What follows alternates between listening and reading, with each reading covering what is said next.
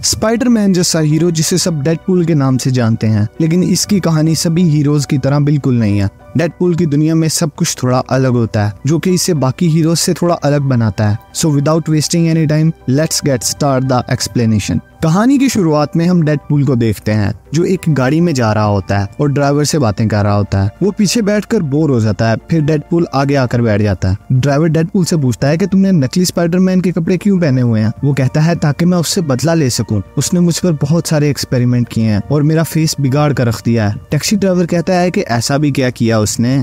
फिर Deadpool mask उतार कर दिखाता है। तभी डेडपूल पीछे देखता है तो उसे याद आता है कि वो अपने हथियार का बैग तो घर ही भूला है। अब उसे सिर्फ 2 तलवारों से ही काम चलाना पड़ेगा। डेडपूल के पास अब सिर्फ 2 तलवारें और 1 गन होती है। वो कहता है कि अब मुझे इनकी मदद से ही उसे खत्म करना होगा। इसके बाद वो टैक्सी से उतर जाता है। फिर हम देखते हैं कि वो एक ब्रिज पर बैठा होता है और बच्चों की तरह अपनी टांगे हिला रहा होता है। वो अपने दुश्मन का वेट कर रहा होता है। फिर वो देखता है कि वहाँ उसके दुश्मन की गाड़ियां आती हैं। वो उन पर कूद जाता है। डेडपूल अपनी गन से सभी लोगों को मारने लगता है। हमें यहाँ पता लगता है कि डेडपूल के दुश्मन का नाम फ्रांसिस होता है। डेडपूल फ्रांसिस के आदमियों से लड़ ही रहा होता है कि तभी एक गोली डेडपूल के हाथ के आर पार हो जाती है, लेकिन उसे कुछ नहीं होता क्योंकि डेडपूल में हीलिंग पावर होती है और उसके जख्म अपने आप ही भर जाते हैं। ये लड़ाई की न्यूज पूरे मुल्क में फैल जाती है। फिर हम एक स्टील के आदमी को देखते हैं जिसका नाम कोलोसस होता है। वो डेडपूल की न्यूज देख रहा होता है और इसके बाद वो एक लड़की के साथ डेडपूल के पास जाने की तैयारी करने लगता है। वो काफी गुस्से में लग रहा था। फिर हमें फ्लैशबैक दिखाया जाता है। जिस वक्त डेडपूल की शक्ल सही थी, वो उसका नाम वेड होता है। वो एक बार में जाता है, वहाँ 2 आदमियों की लड़ाई हो रही होती है। तभी वेड के पास एक लड़की आती है जिसका नाम वेनिसा होता है। वो दोनों एक दूसरे से बातें करने लगते हैं।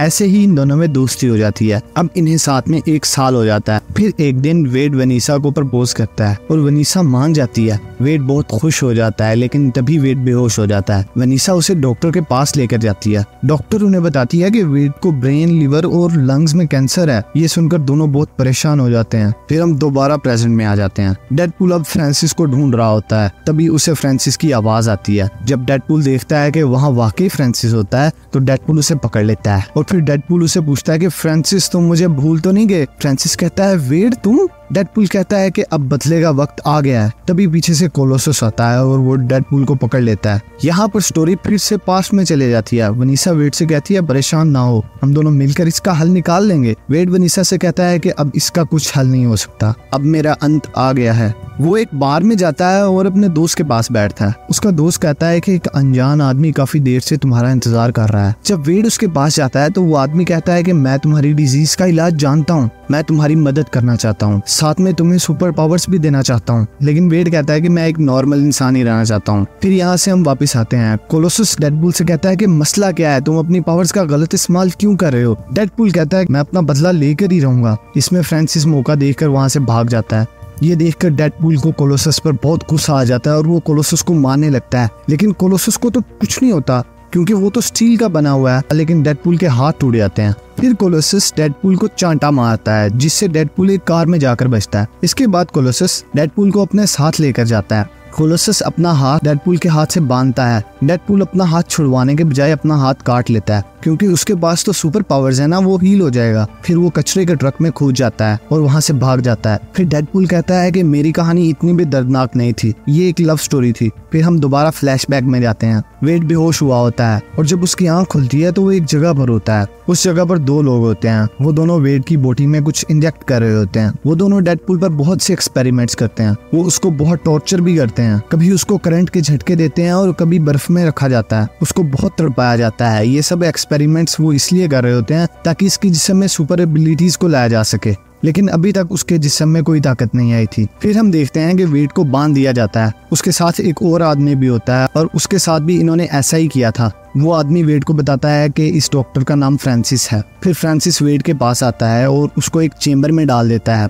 वेड का उस चैम्बर के अंदर सांस बंद हो रहा होता है क्योंकि वहाँ ऑक्सीजन नहीं होती और उसकी बॉडी पर कुछ अजीब अजीब होने लगता है और वो जल रहा होता है। फ्रांसिस वेड से बातें करने लगता है लेकिन वेड कोई जवाब नहीं देता। फिर फ्रांसिस वहाँ से चला जाता है।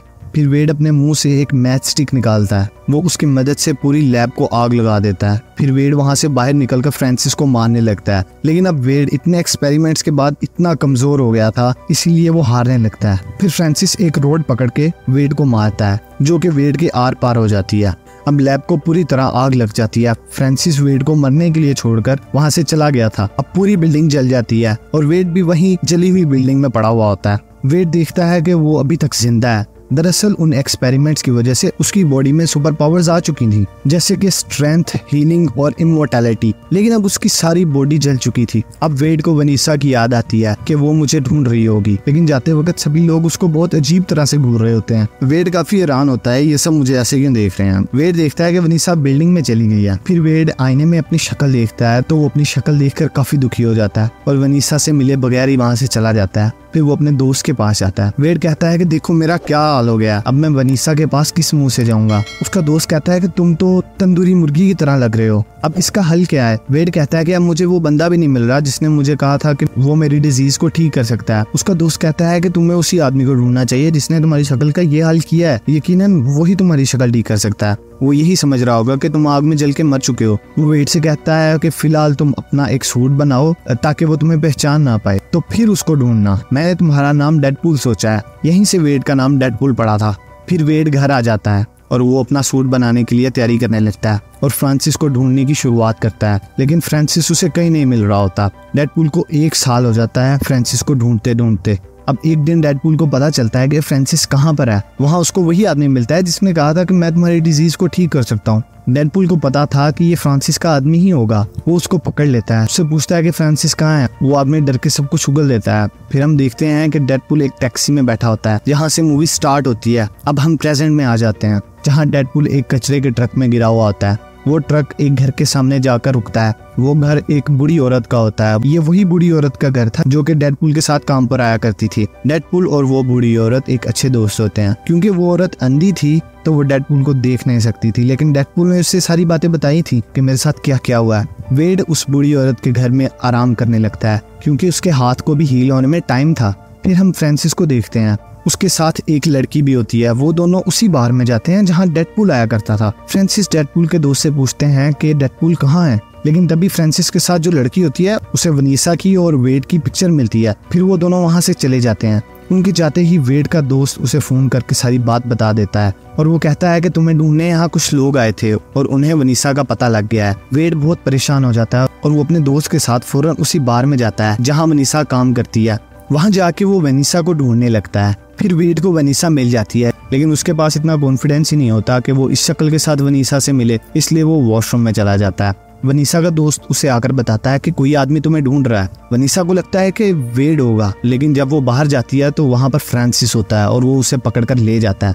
जब डेडपूल वनीसा से बात करने के लिए बाहर आता है तो उसे पता लगता है कि वनीसा कहीं नहीं है। फिर वो मायूस होकर घर चला जाता है। तभी उसको फोन पर मैसेज आता है। वहाँ लिखा होता है कि अगर तुम्हें वनीसा जिंदा चाहिए तो यहाँ पर आओ। अब डेडपूल लड़ाई की तैयारी करने लगता है। वो सारे वेपन्स को बैग में डाल लेता है। डेडपूल जानता था कि वहाँ फ्रांसिस के साथ बहुत सारे लोग होंगे, इसीलिए वो अपने दोस्त को भी साथ ले जाता है। उसका एक दोस्त है कोलोसस और दूसरी है नेगासोनिक। इन दोनों के पास भी सुपर एबिलिटीज होती हैं। डेडपूल उस जगह पर जाता है जहाँ फ्रांसिस ने उसे बुलाया था, लेकिन डेडपूल एक दफा फिर से अपने वेपन्स के बैग को टैक्सी में ही भूल गया था। वो टैक्सी ड्राइवर को फोन करता है, लेकिन वो फोन नहीं उठाता। फिर डेडपूल वेपन्स के बगैर ही अंदर चला जाता है। तभी वहाँ फ्रांसिस के कुछ लोग आते हैं। वहाँ फ्रांसिस के साथ उसकी दोस्त भी होती है। फ्रांसिस उसे नीचे भेजता है। कोलोसस उस लड़की के साथ लड़ने लगता है। जब डेडपूल और नेगासोनिक फ्रांसिस के बाकी साथियों के साथ लड़े होते हैं, डेडपूल लड़ते लड़ते फ्रांसिस के पास पहुंच जाता है। वहाँ फ्रांसिस और डेडपूल की काफी लड़ाई होती है। फिर हम देखते हैं कि फ्रांसिस के दोस्त ने कोलोसस को पकड़ लिया था, लेकिन तभी नेगासोनिक अपनी पावर्स का इस्तेमाल करके वहाँ एक ब्लास्ट करती है और फ्रांसिस की दोस्त को एक तरफ फेंकती है।